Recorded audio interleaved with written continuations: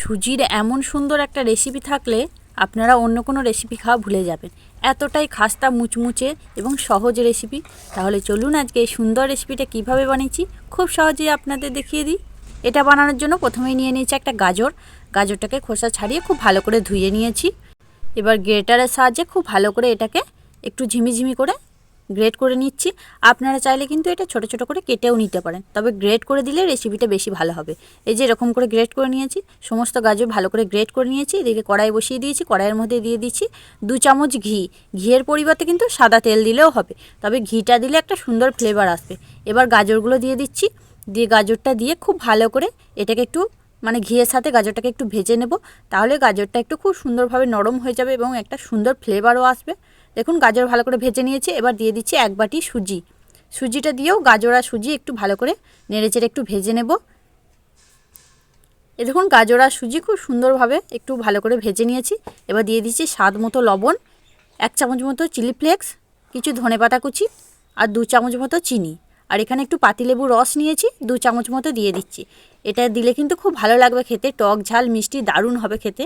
তো আপনারা যদি না চান এখানে একটু টক দই পরে একটু জল দেওয়ার পর টক দইটা দিয়ে দিতে পারেন, তবে লেবু রসটা দিলে কিন্তু খুব সুন্দর টেস্ট হবে। একবার হলেও বানিয়ে দেখতে পারেন বন্ধুরা, এই রেসিপিটা দারুণ হয়। এবার দিয়ে দিয়েছি ওই বাটির যে বাটি মাপে সুজি নিয়েছি সেই বাটি 2 বাটি জল। দিয়ে জলটা দিয়ে খুব ভালো করে এটাকে একটা ডোয়ের মতো তৈরি করে নিচ্ছি। এই যে তৈরি করে নিয়েছি, এটাকে নামিয়ে নিচ্ছি। একটু ঠান্ডা করে নিয়েছি, হাতে একটু ঘি মেখে এটাকে খুব ভালো করে একটু মেখে নিচ্ছি। আর এটা কিন্তু খুব টাইট করলে হবে না, একটু নরম নরম করে নিতে হবে। ভালো করে মেখে নিয়েছি, হাতটা পরিষ্কার করে নিয়েছি। এবার একটু করে এখান থেকে ডো নিচ্ছি, একটু গোল বলের মতো করে নিচ্ছি।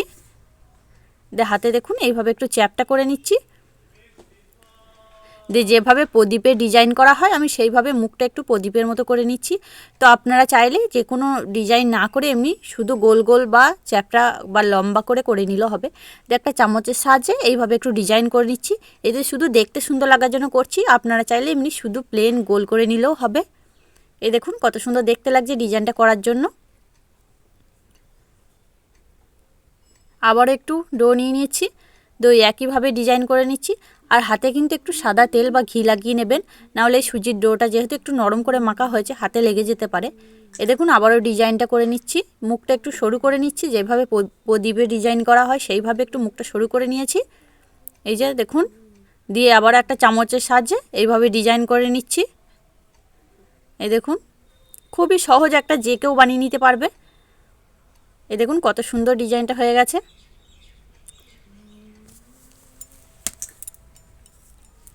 দেখুন আবারও একটা করে নিচ্ছি ওইভাবে। এই যে খুব সহজ একটা ডিজাইন, তো আপনারা কিন্তু ডিজাইন না করলেও হবে, আমি শুধু দেখতে সুন্দর লাগার জন্য এই ডিজাইনটা করছি। দেখুন তৈরি হয়ে গেছে কত সুন্দর একটা নতুন ডিজাইন। তাহলে চলুন বাকিগুলোকেও আমি একইভাবে করে নিয়ে আসছি।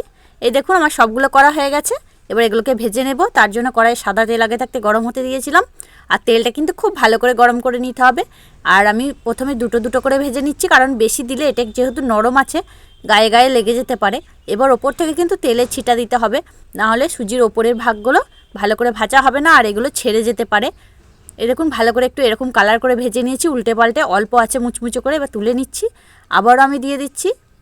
আপনারা চাইলে কিন্তু তেলের পরিমাণটা বেশি করে দিয়ে এগুলো একবারে বেশি করে দিয়ে ভাজতে পারেন, তবে বেশি করে দিয়ে ভাজতে গেলে যেহেতু ডোটা নরম করা আছে একটার গায়ে একটা লেগে যাবে, ভাজা কিন্তু ভালো হবে না। তাই আমি দুটো করে দিয়ে ভেজে নিচ্ছি। দেখুন এগুলোও ভেজে নিয়েছি, এবার তুলে নিচ্ছি।